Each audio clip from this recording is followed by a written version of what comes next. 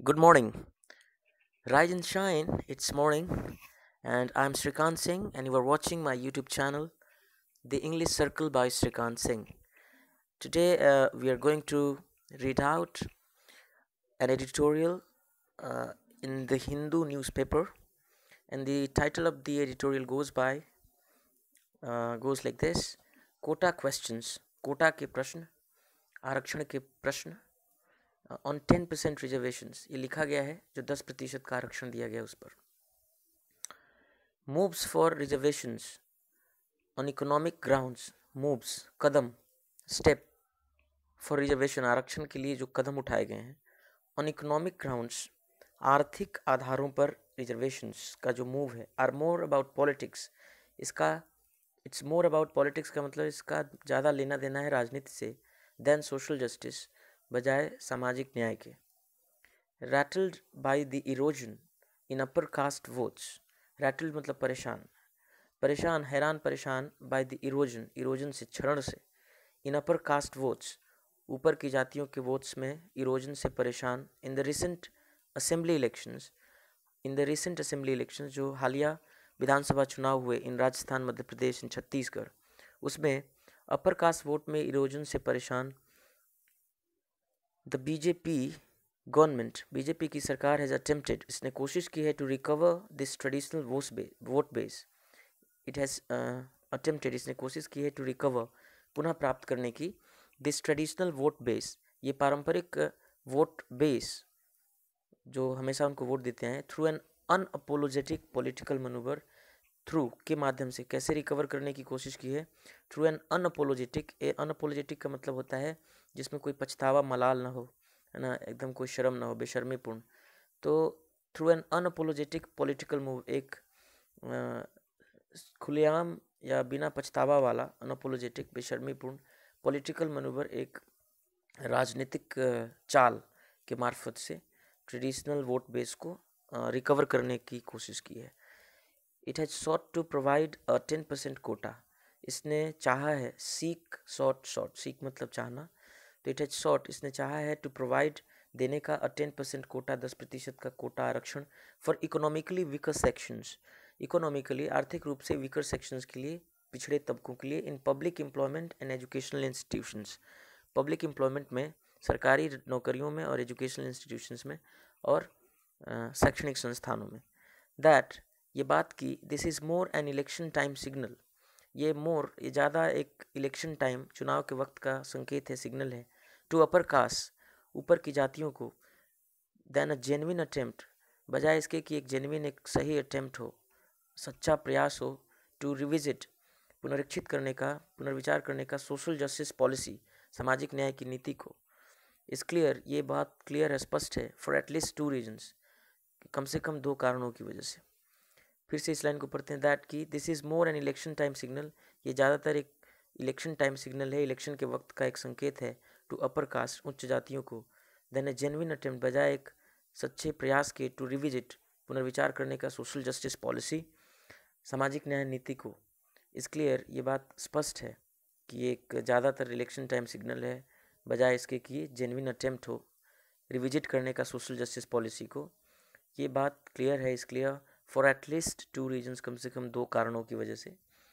दी 124th constitution amendment bill, 124वां संविधान संशोधन विधेयक, will have to be passed,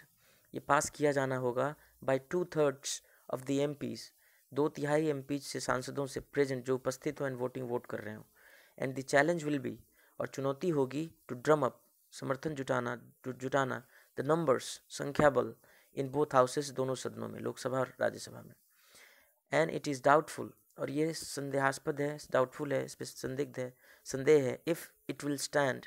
कि क्या ये जो अमेंडमेंट बिल है, ये विधेयक, कानून है, विल स्टैंड, ये टिक पाएगा, जुडिशियल स्क्रूटिनी, न्यायिक पुनरीक्षण या न्यायिक जांच, यानी जब ये कोर्ट में लोग इसको चैलेंज करेंगे तो क्या ये सह पाएगा जुडिशियल स्क्रूटिनी को, न्यायिक विचार को। इफ़ इनेक्टेड, अगर इसको कानून बना दिया गया, इनेक्ट कर दिया गया, the 50% limit on total reservation, जो 50% की सीमा है ऑन टोटल रिजर्वेशन, कुल आरक्षण पर, laid down by the Supreme Court, जिसको लेट डाउन किया गया है, व्यवस्था किया गया है, जिसका कानून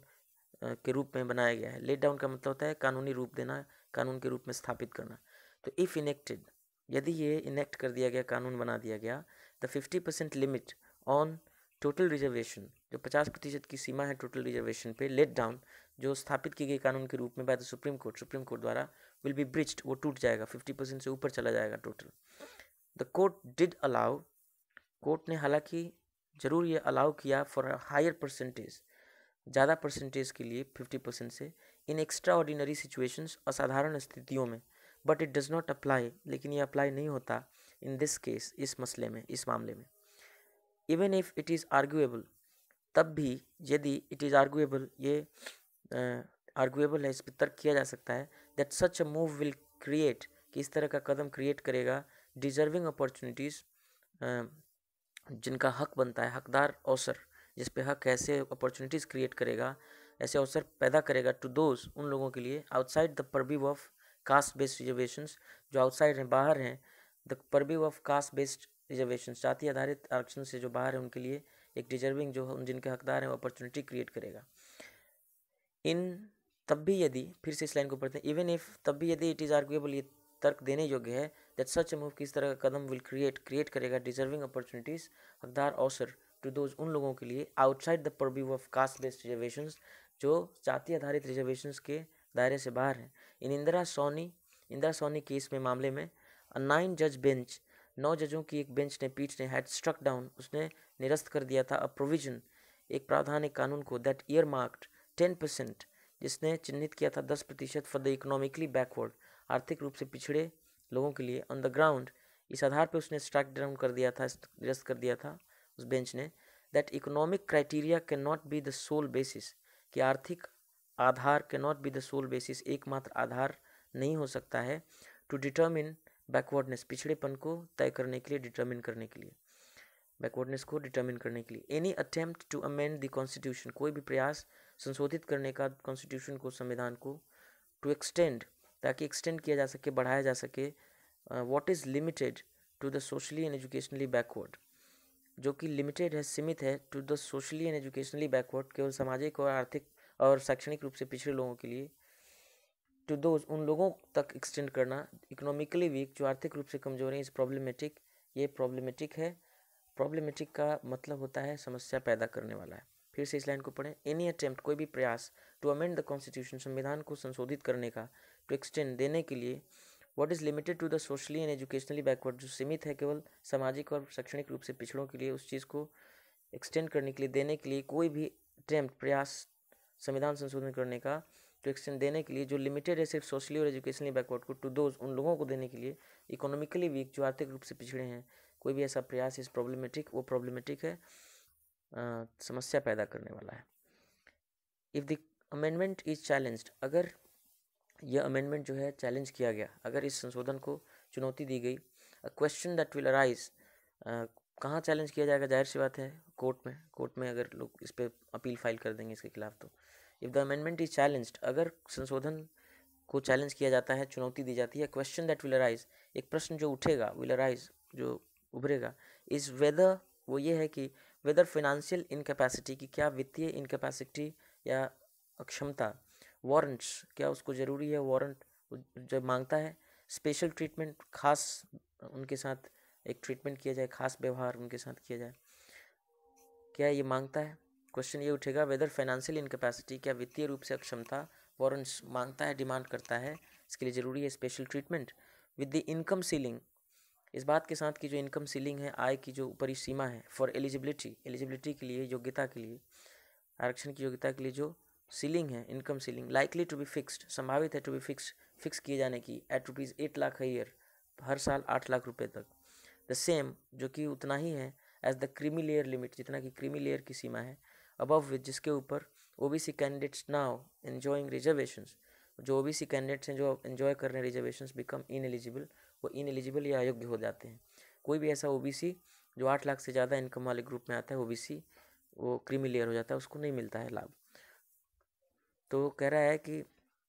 फिर से इस लाइन को पढ़ते हैं, विद द इनकम सीलिंग, इस बात के साथ कि जो इनकम सीलिंग है, आय की ऊपरी सीमा है, फॉर एलिजिबिलिटी, योग्यता के लिए, लाइकली टू बी फिक्स, संभावित है फिक्स किए जाने की, एट रुपीज़ 8 लाख ईयर, हर साल 8 लाख रुपए पर, द सेम, जो कि उतना ही है, as the creamy layer limit, जितना कि क्रीमी लेयर सीमा है, अबव विच जिसके ऊपर ओबीसी कैंडिडेट्स, ओबीसी के अभ्यर्थियों को नाउ एंजॉइंग रिजर्वेशन, जो अभी रिजर्वेशन का भी इंजॉय कर रहे हैं, लाभ ले रहे हैं, बिकम इनएलिजिबल, वो अयोग्य हो जाते हैं। तो 8 लाख रुपए जो तय किए जाने वाला जो इनकम सीलिंग है, एंड इस बात के साथ कि इनकम सीलिंग फॉर एलिजिबिलिटी, योग्यता के लिए इनकम सीलिंग आय की ऊपरी सीमा likely to be fixed at 8 lakh year, 8 lakh रुपए फिक्स किया जाना है पर साल। And uneasy parity has been created, एक अनईजी पैरिटी, अनईजी मतलब असहज, तनाव भरा एक असहज पैरिटी या बराबरी हैज़ बीन क्रिएट कर दिया गया है between socially and educationally backward classes, सामाजिक और शैक्षणिक रूप से पिछड़े वर्गों के बीच, विद लिमिटेड मीन्स जिनके पास पैसा नहीं है, एंड दोज और उनके बीच who are socially and educationally advanced, जो सामाजिक और शैक्षणिक रूप से बढ़े हुए हैं, एडवांस्ड हैं, विकसित हैं, विद द सेम लिमिटेशन, जिनके पास भी वही सीमा है, मतलब पैसा कम है, गरीब है। The other issue that has come up frequently, एक दूसरा मसला that has come up frequently, जो उभरा है अक्सर frequently, when quotas are increase, जब भी कोटा बढ़ाए जाते हैं बाय स्टेट गवर्नमेंट्स, राज्य सरकारों द्वारा। तो the other issue that has come up, एक दूसरा इशू है जो आया है फ्रिक्वेंटली अक्सर, व्हेन कोटाज आर इंक्रीज, जब भी कोटा बढ़ाया जाता है बाय स्टेट गवर्नमेंट्स, राज्य सरकारों द्वारा, इज दैट, वो ये है कि एक्सीडिंग द 50% लिमिट ऑफेंस, 50% की जो लिमिट है, सीमा है, उसको एक्सीड करना, उससे ऊपर जाना है, ऑफेंस, ये ऑफेंड करता है, ये भंग करता है, उल्लंघन करता है द इक्वालिटी नॉर्म, जो समानता का जो नॉर्म है, रीति है, समानता का जो व्यवस्था है, उसको ऑफेंड करता है। इन नागराज 2006 केस में, नागराज मसले में, और कॉन्स्टिट्यूशन बेंच, एक संवैधानिक पीठ बोलते हैं जिसमें कम से कम 5 जज हों, और ये पीठ इसलिए बैठती है क्योंकि इनको एक ऐसे मसले पर निर्णय सुनाना होता है जिसमें संविधान के किसी अनुच्छेद या व्यवस्था का इंटरप्रिटेशन या व्याख्या करना हो कि कानून का क्या मतलब है, और कम से कम 5 जज होते हैं। तो इन नागराज 2006 और कॉन्स्टिट्यूशन बेंच, नागराज मसले में 2006 में एक कॉन्स्टिट्यूशन बेंच संवैधानिक पीठ ने रूल्ड, ये आदेश दिया, निर्णय दिया कि that equality is part of the basic structure, कि समानता वो हिस्सा है of the basic structure of the constitution, संविधान के बेसिक स्ट्रक्चर का, संविधान का जो आधारभूत या मूलभूत ढांचा है उसका अंग है। और आपको ये भी बता दें, जो आपको पता होना चाहिए कि एक बहुत ही भारत की न्यायपालिका में, भारत की राजनीतिक व्यवस्था में ये बात है,